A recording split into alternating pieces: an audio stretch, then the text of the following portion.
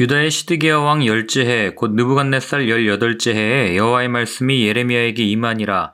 그때 바벨론 군대는 예루살렘을 에워싸고 선지자 예레미야는 유다의 왕의 궁중에 있는 시위대 뜰에 갇혔으니 이는 그가 예언하기를 여호와의 말씀에 보라, 내가 이 성을 바벨론 왕의 손에 넘기리니 그가 차지할 것이며 유다의 왕 시드기야는 갈대아인의 손에서 벗어나지 못하고 반드시 바벨론 왕의 손에 넘겨진 바 되리니 입이 입을 대하여 말하고 눈이 서로 볼 것이며 그가 시드기야를 바벨론으로 끌어가리니 시드기야는 내가 돌볼 때까지 거기에 있으리라.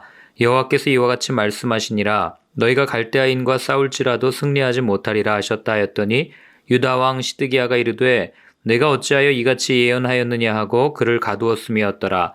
예레미야가 이르되 여호와의 말씀이 내게 임하였느니라. 이르시기를 보라, 내 숙부 살롬의 아들 하나멜이 내게 와서 말하기를 너는 아나돗에 있는 내 밭을 사라.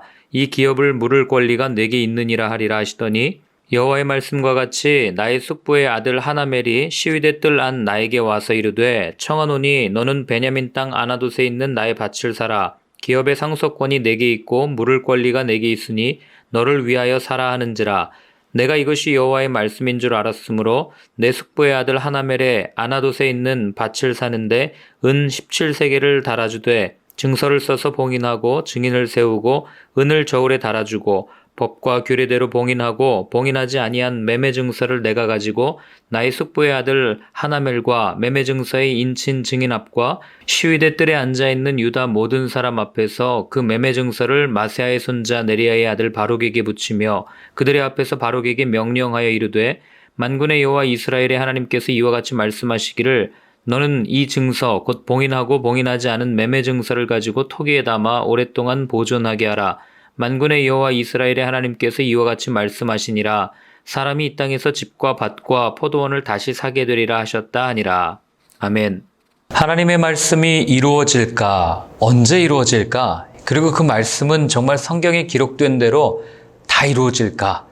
성경을 읽다 보면 이런 생각이 드는 것도 사실입니다.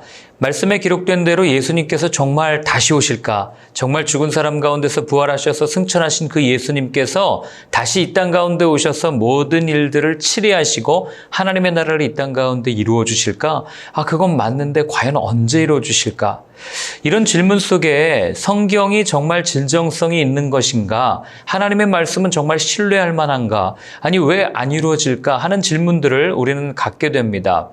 아마 예레미야 당시에 있었던 사람들도 마찬가지였을 거예요. 도대체 하나님의 말씀은 언제 이루어질까? 바벨론이 우리를 침략한다고 하는데 정말 그러할까? 그리고 우리가 바벨론의 포로로 끌려간 지 70년 만에 돌아온다고 하는데 정말 그러할까? 그런 궁금증과 하나님에 대한 어떤 의문들이 그들 가운데 있었다는 것을 우리는 알게 됩니다. 자, 먼저 오늘 본문 1절과 2절을 한번 같이 읽어보겠습니다.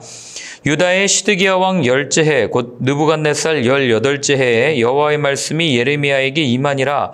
그때 바벨론 군대는 예루살렘을 에워싸고 선지자 예레미야는 유다의 왕의 궁중에 있는 시위대 뜰에 갇혔으니.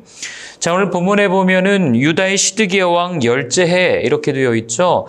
시드기야 왕 11째 해에 바벨론이 예루살렘을 공격해서 완전히 멸망하게 되는 그런 역사적 사건을 겪게 됩니다. 그러니까 오늘 본문이 기록하고 있는 시기는 바벨론에 함락되기 1년 전, 즉 바벨론의 군대가 와서 예루살렘을 포위하고 둘러싸고 있는 바로 그런 현실, 그러니까 멸망하기 바로 직전의 시대임을 우리한테 이야기를 해줍니다. 그러니 자신들을 둘러싸고 있는 바벨론의 그 군대를 본 많은 사람들이 질문하지 않았겠습니까? 예레미야가 예언한 말씀이 맞나? 하나님이 정말 심판하시려고 하시나? 우리가 포로로 끌려가는 건 아닌가? 정말 그렇게 되는 것 아니야? 이런 분위기가 그들 가운데 있었지 않았겠어요? 그런 여론이 형성되어 있지 않았겠습니까? 여러분, 그 말은 무슨 얘기예요? 예레미야의 인지도가 올라갔다는 얘기예요. 예레미야의 말이 신빙성이 있어. 예레미야의 말이 맞는 것 같아 하면서 여론이 예레미야 편으로 갔다는 얘기죠. 그런데 오늘 본문에 나오는 예레미야의 모습은 그렇게 여론의 이 호응을 받고 그리고 인지도가 올라갔다면 많은 사람들이 어떻게 하면 이제 그럼 우리가 이 어려움에서 벗어날 수 있을까? 어떻게 예레미야에게 하나님이 뭐라고 말씀하시는지 한번 들어볼까? 라고 하면서 예레미야를 떠받들고 예레미야에게 어떻게 우리에게 좀 들려줄 수 없냐? 이렇게 말하는 게 정상인데 오늘 예레미야는 감옥에 갇혀 있습니다. 왜 감옥에 갇혀 있습니까? 이게 참 재미난 현실이에요. 예레미야가 말한 대로 지금 모든 여건들이 이루어졌음에도 불구하고 그 현실 속에서 그렇게 될 것이라고 이야기하는 예레미야는 감옥에 갇히게 된 겁니다. 자, 우리 3절부터 5절까지 4절, 5절은 없음이라고 되어 있는데요. 이게 섞여 있는 거거든요. 한번 같이 읽어보겠습니다. 이는 그가 예언하기를 여호와의 말씀에 보라 내가 이 성을 바벨론 왕의 손에 넘기리니 그가 차지할 것이며 유다 왕 시드기야는 갈대아인의 손에서 벗어나지 못하고 반드시 바벨론 왕의 손에 넘겨진 바 되리니 입이 입을 대하여 말하고 눈이 서로 볼 것이며 그가 시드기야를 바벨론으로 끌어가리니 시드기야는 내가 돌볼 때까지 거기에 있으리라. 여호와께서 이와 같이 말씀하시니라 너희가 갈대아인과 싸울지라도 승리하지 못하리라 하셨다 하였더니 유다 왕 시드기야가 이르되 내가 어찌하여 이같이 예언하였느냐 하고 그를 가두었음이었더라. 오늘 예레미야가 감옥에 갇히게 된 원인을 분명하게 이야기해 줍니다. 이 모든 걸 한마디로 얘기하면 반역죄죠. 국가 반역죄입니다. 바벨론이 쳐들어오면 어떻게 하면 우리가 적군, 저 이방신을 섬기는 저 민족들의 군대를 잘 막고 하나님을 섬기는 우리가 승리할까? 이것을 논의하는 게 당연한 일 아니겠습니까? 그런데 예레미야는 그렇게 논의하는 지도부 앞에 그렇게 논의하고 구하고 뜻을 묻는 왕 앞에 하는 얘기가 뭐냐면 당신은 포로로 끌려갈 겁니다. 우리나라는 망하게 될 겁니다. 우리는 이제 바벨론에 모두가 다 포로로 끌려가서 죽을 겁니다. 이런 이야기를 하는 거예요. 여러분 우리나라를 그냥 예로 들면요. 조선 말기에 왕한테 가가지고 우리나라는 멸망할 겁니다. 일본에 항복해야 됩니다. 일본에 우리의 모든 것을 다 줘야 됩니다. 맡겨야 됩니다. 여러분 역사가 그들을 뭐라고 기록합니까? 매국노라고 기록합니다. 나라를 팔아먹은 사람들이라고 기록하죠.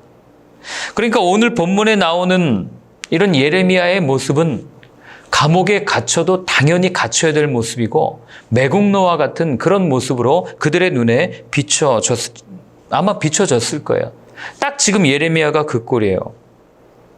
이 모습을 보면서 제가 그런 생각을 한 거죠. 예레미야에게는 애국심이라는 건 없었을까? 왜 이렇게 아무리 하나님이 그런 말씀을 주셔도 하나님께 반문 한 번 하지 못하고 이걸 그대로 그냥 가서 다 이야기했을까? 예레미야는 기본적으로 유대인입니다. 유대인이라는 얘기는 하나님의 선민이라는 그 자긍심을 가지고 살았던 사람들이에요. 더군다나 아나도 출신의 그런 선지자였기 때문에 그는 누구보다도 남유다가 하나님 앞에 올바로 서기를 바라는 마음을 가졌던 애국심이 있었던 사람이라는 것을 우리는 알게 되는 거죠. 자, 이런 전제하에 본다면 예레미야 역시도 정말 남유다가 잘 되기를 원하는 그런 마음 속에서 아마 그 안에 여러 가지 갈등들이 존재했다는 것을 우리는 알게 됩니다.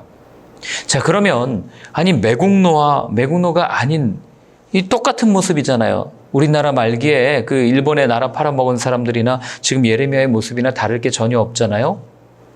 그럼 어떤 차이가 있는가? 결정적 차이가 있습니다. 여러분 매국노라고 부르는 사람들은 나라를 팔아먹고 거기서 나오는 권리, 거기서 나오는 이익, 거기서 나오는 그 모든 유익들을 다 자기의 사리사욕을 채우기 위해서 자신의 기득권을 유지하기 위해서 사용했던 반면에 예레미야는 어떻습니까? 자기가 얻는 게 뭐가 있어요? 이 예언했다가 그냥 정말 나라를 사랑하기 때문에 하나님의 뜻에 순종하자 말하고 나중에 자기도 포로로 끌려가고 그러다 애굽에까지 끌려가고 고생하다가 죽는 모습을 보게 되지 않습니까? 그러니까 그는 나라를 팔아먹기 위해서 바벨론의 스파이냐? 아니요. 이런 일을 통해서 이런 예언을 통해서 그가 얻은 이득이 실질적으로는 하나도 없는 거예요. 그러니까 예레미야는 매국노라고 우리가 볼 수가 없는 거죠. 나라가 망했을 때 그가 총독자리를 얻었습니까? 뭘 했습니까? 아니잖아요. 그럼 이 모습을 어떻게 이해해야 되는가? 저는 이런 예레미야의 모습을 사도행전에서 쉽게 찾아보게 됩니다. 어떤 모습이에요? 진리를 위해서라면 자기의 생명조차도 조금도 아까워하지 않았던 우리의 믿음의 선배들의 모습이 바로 이런 모습입니다. 스데반 한번 보세요. 그가 뭐 잘못한 게 뭐가 있겠습니까? 유대인으로서 구약 성경을 쭉 보고 또 예수님을 알아가니까 이 구약에 나온 모든 메시아가 예수님을 가리키는 거구나. 더군다나 스데반이 싸웠던 거는요, 뭐예요? 건물로서의 성전을 자랑하고 그곳에 하나님이 임재하시기 때문에 우리는 하나님의 백성이야라고 자부심을 갖고 있는 그들에게 다가가서 한 말이 뭡니까? 아니야, 건물로서의 성전은 그냥 성전일 뿐이고 하나님의 임재가 있는 예수를 그리스도라고 고백하는 사람들의 모임, 그로 인하여서 하나님을 영화롭게 하는 그 모임이 진짜 성전이고 진짜 하나님이 기뻐하시는 예배야. 그 이야기 했다가 스데반이 죽는 거 아니겠어요? 또 사도 바울은 어떻습니까? 야고보는 어때요? 그들이 그렇게 목숨을 내놓고 순교할 수 있었던 이유는 무엇입니까? 자기의 권리보다, 자기의 유익보다, 자기의 인기보다 더 소중한 예수 그리스도의 복음, 하나님의 복음, 하나님의 마음, 하나님의 뜻을 알고 있었기 때문에 그들이 그렇게 목숨을 내어놓을 수 있는 것 아니겠어요? 마찬가지로 예레미야도 동일한 겁니다. 물론 예레미야도 내일 본문에 살펴보겠지만 왜 하나님 이런 일을 내게 행하게 하셨습니까를 묻습니다. 그러나 분명한 것은 그런 갈등이 그 안에 존재하긴 했지만 적어도 하나님께서 내게 주신 말씀은 하나님의 뜻이 담긴 하나님의 말씀이야, 하나님의 진리야, 이거는 꼭 따라야 돼 라고 하는 마음이 있었기 때문에 그는 사람들 앞에서 인기를 누리지 않고 또 사람들 앞에 어떤 명예나 자기의 기득권을 요구하지 않은 채 하나님의 말씀이 통과되는 통로로 온전히 사용될 수 있었던 거죠. 여러분, 세상은요, 이런 진리를 싫어합니다. 물론 세상은 진리를 좋아하는 것 같아요. 명언도 좋아하고 격담도 좋아하고 정말 진리를 추구하고 따라가는 것 같지만 세상을 보십시오. 진리를 추구하는 사람은 극히 소수일 뿐 나머지는 다 다수가 가는 대로 그렇게 흘러가는 것 아니겠습니까? 세상은 진리를 그렇게 썩 좋아하지 않아요. 왜냐하면 진리를 따르는 길은 잃는 길이거든요. 손해를 보는 길이거든요. 그러니 누가 그 진리를 좋아하겠습니까? 그래서 예수님도 그렇게 말씀하세요. 우리 요한복음 15장 18절 19절 제가 읽어드립니다. 세상이 너희를 미워하면 너희보다 먼저 나를 미워한 줄 알라. 너희가 세상에 속하였으면 세상이 자기의 것을 사랑할 것이나 너희는 세상에 속한 자가 아니요 도리어 내가 너희를 세상에서 택하였기 때문에 세상이 너희를 미워하느니라. 예수님이 지금 말씀하신 게 뭐예요? 예수님께 속한 사람, 하나님의 뜻을 따라가는 사람, 십자가를 지고 걸어가는 사람은 세상이 미워할 수밖에 없다는 것을 분명하게 말씀해 주시는 거죠. 그렇기 때문에 여러분, 세상 가운데 나아가서 복음을 전할 때 다른 사람들이 귀담아 듣지 않거나 그 복음을 듣기 싫어한다고 해서 너무 좌절하거나 실망하지 마세요. 당연한 겁니다. 세상은 진리를 거부하게 되어 있어요. 그러나 그런 세상 가운데 우리를 보내신 이유는 뭡니까? 우리가 그곳에 가서 온전히 하나의 미랄로 썩어 죽을 때, 스데반이 순교하고 바울이 순교하고 많은 순교자의 피가 땅에 적셔졌을 때 그 땅에 하나님의 나라 교회가 세워졌던 것처럼 우리가 여전히 거부 반응이 있고 비판하고 싫어하는 그들 가운데 가서 온전히 죽어줄 때 우리의 땀과 우리의 핏방울을 통하여 그곳에 하나님의 나라가 임하게 되는 거죠. 왜 이렇게 삽니까? 왜 선지자들은 그렇게 살아야 됐고 순교자들은 그렇게 살아요? 하나님의 뜻을 인정하지 않은 성공은 결국 실패이기 때문에 그래요. 아무리 내가 돈을 많이 벌고 아무리 내가 많이 성공을 한다 해도, 세상에 이름이 난다 해도 내 영혼을 잃으면, 내 영혼이 지옥에 가면 여러분, 그게 성공한 인생이겠습니까? 그걸 오늘 이야기하는 거예요. 그런데 이런 메시지를, 그 멸망의 메시지를 던진 예레미야가 오늘 이상한 행동을 합니다. 우리 6절부터 15절까지 한번 같이 읽어보겠습니다. 예레미야가 이르되 여호와의 말씀이 내게 임하였느니라. 이르시기를 보라, 내 숙부 살롬의 아들 하나멜이 내게 와서 말하기를 너는 아나돗에 있는 내 밭을 사라. 이 기업을 물을 권리가 내게 있느니라 하리라 하시더니 여호와의 말씀과 같이 나의 숙부의 아들 하나멜이 시위대 뜰 안 나에게 와서 이르되 청하노니 너는 베냐민 땅 아나돗에 있는 나의 밭을 사라. 기업의 상속권이 내게 있고 물을 권리가 내게 있으니 너를 위하여 사라 하는지라. 내가 이것이 여호와의 말씀인 줄 알았으므로 내 숙부의 아들 하나멜의 아나돗에 있는 밭을 사는데 은 17세겔을 달아주되 증서를 써서 봉인하고 증인을 세우고 은을 저울에 달아주고 법과 규례대로 봉인하고 봉인하지 아니한 매매 증서를 내가 가지고 나의 숙부의 아들 하나멜과 매매 증서의 인친 증인 앞과 시위대 뜰에 앉아있는 유다 모든 사람 앞에서 그 매매 증서를 마세야의 손자 네리야의 아들 바룩에게 붙이며 그들의 앞에서 바룩에게 명령하여 이르되 만군의 여호와 이스라엘의 하나님께서 이와 같이 말씀하시기를 너는 이 증서 곧 봉인하고 봉인하지 않은 매매 증서를 가지고 토기에 담아 오랫동안 보존하게 하라. 만군의 여호와 이스라엘의 하나님께서 이와 같이 말씀하시니라. 사람이 이 땅에서 집과 밭과 포도원을 다시 사게 되리라 하셨다 하니라. 자, 오늘 예레미야가 한 일은 뭐예요?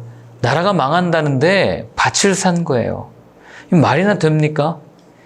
나라가 망한다는데 무슨 밭을 사요? 누가 여러분 우리에게 서울이 전쟁이 나서 불바다가 될 거야 이렇게 이야기하고 이 소식을 사람들에게 알려야 됩니다. 저를 좀 도와주십시오 하는 사람이 있다고 생각해 보세요.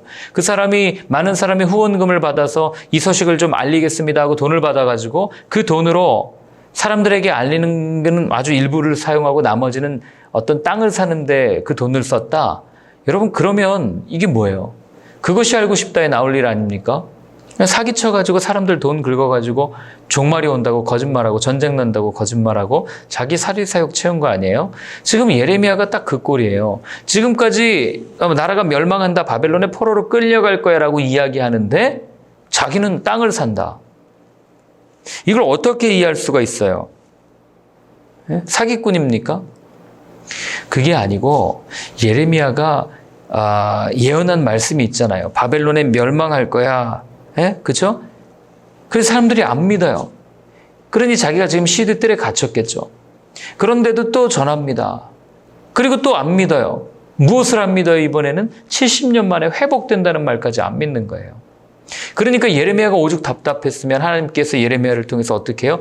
멸망할 거야 하고 바벨론 그 군대를 포위시켜 놓고 그 다음에 희망이 올 거야 해놓고 그 밭을 사서 이 밭에 다시 그 땅에 멸망 전쟁으로 폐허가 된 그 땅에 다시 매매 활동, 경제 활동이 일어나는 하나님의 나라가 될 거야 라는 것을 우리한테 분명히 보여주는 거죠. 여러분 우리가 삶이 고되고 힘들면 이런 희망적인 메시지가 귀에 잘 들어오지 않을 수 있어요. 그냥 입에 발린 소리고 그리고 이상적인 말씀이다라고 생각하고 넘길 수가 있는 거죠. 당장 먹고 사는 게 너무 힘드니까. 오늘 본문이 딱 그랬을 거예요. 하나님께서 다시 이 땅을 회복시킨다고 지금 눈앞에 바벨론 군대가 다 와 있는데 우린 이제 죽은 거나 마찬가지야. 그런데 70년 만에 회복시킨다고 난 도저히 믿을 수 없어. 이게 당시의 여론이었을 거예요. 그러나 하나님은요. 어떻게 합니까? 예레미야에게 그 땅의 매매 증서를 분명히 항아리에 담아서 보존하게 합니다. 왜요? 이 말씀이 반드시 이루어질 것을 알려주시기 위해서. 하나님의 말씀은요, 이렇게 추상적이지가 않은 거예요. 구체적이고 실제적이에요. 토기에 담아서 보여준다는 거 아닙니까? 여러분, 우리도 마찬가지예요. 하나님의 말씀이 전혀 이루어질 것 같지 않은 오늘의 현실을 우리가 살아가잖아요. 코로나19로 이렇게 힘들고 경제활동이 어려워지고 하나님의 나라가 임하는 거긴 임하는 걸까 하는 의문이 들고 도대체 나는 언제 이 갈등과 이 상처와 이 어려움에서 벗어나서 온전히 주님을 따를 수 있을까? 하나님의 말씀이 내 삶에 이루어지기는 하는 걸까? 이런 고민과 갈등을 우리는 사실 늘 하잖아요. 그러나 여러분 오늘 말씀을 통해서 주시는 게 뭡니까? 하나님께서 예레미야에게 그 매매 증서를 토기에 담아서 매매 증서를 통해서 하나님의 말씀이 반드시 이루어질 거야 라는 것을 말씀해 주시고 약속해 주신 것처럼 하나님께서는 오늘을 사는 우리에게 예수 그리스도의 십자가를 세워주시고 그 십자가를 우리에게 증서로 보여주시면서 봐라. 이 십자가를 봐라. 너희를 향한 사랑을 봐라. 이 십자가에 약속되어진 그리고 다시 오시겠다고 약속하신 그 하나님의 말씀이 이루어지는 이 사인을 봐라. 라고 우리한테 십자가를 보여주신 것 아니겠어요? 약속해 주신 거죠. 영원한 하나님의 나라를. 여러분 말씀이 이루어지지 않는다면 그리스도인만큼 불쌍한 사람이 어디 있겠어요? 바울도 얘기하잖아요. 예? 우리가 정말 그 사후에 천국과 하나님의 나라가 없다면 우리만큼 불쌍한 사람이 어디 있겠냐 그렇게 이야기하지 않습니까? 맞아요. 정말 하나님의 약속, 하나님의 말씀이 이루어지지 않는다면 우리만큼 불쌍한 사람이 어디 있어요?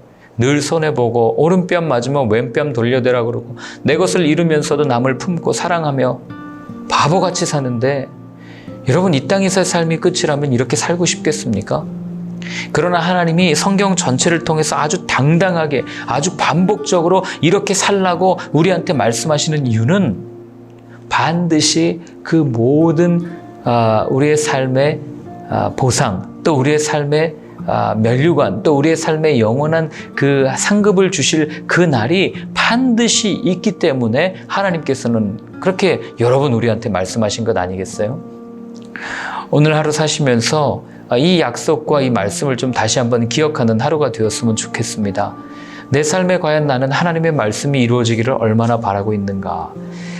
어쩌면 우리는 삶이 너무 복잡하고 혼란스러워서 예배 드릴 때 빼고는 하나님의 말씀을 잊고 그렇게 살지도 모르겠습니다. 괜찮아요. 그렇다 할지라도 생각날 때만이라도 이 말씀을 붙잡고 이 말씀이 내게 이루어지기를 기도하면서 하나님 오늘도 이 말씀이 내 삶을 통하여 이루어지게 하여 주옵소서.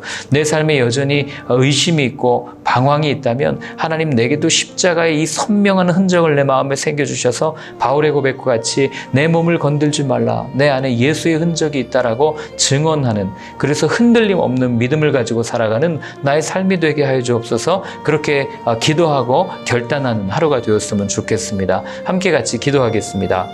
하나님 아버지, 오늘 예레미야가 겪었던 일들, 감옥에 갇혔지만 하나님께서 감옥에 갇혀있는 이 육신의 한계를 넘어 매매도 하게 하시고 그리고 또 70년 후에 그 모든 하나님의 말씀이 이루어지는 것을 증표로 보여주시니 참 감사합니다. 하나님 여전히 혼란스럽고 복잡한 의심 많은 우리의 삶 가운데 다시 한번 그 십자가의 분명한 사인을 우리에게 보여주셔서 주님 앞에 가는 그날까지 흔들림 없이 기쁨과 기대로 한 걸음 한 걸음 걸어가는 저희의 삶이 되게 하여 주옵소서. 이제는 우리 주 예수 그리스도의 크신 은혜와 하나님 아버지의 사랑과 성령님의 인도하심이 주님을 온전히 따르겠다고 결단하며 다짐하는 모든 분들 머리 위에 이제로부터 영원까지 늘 함께 하여 주옵시기를 간절히 축원하옵나이다. 아멘.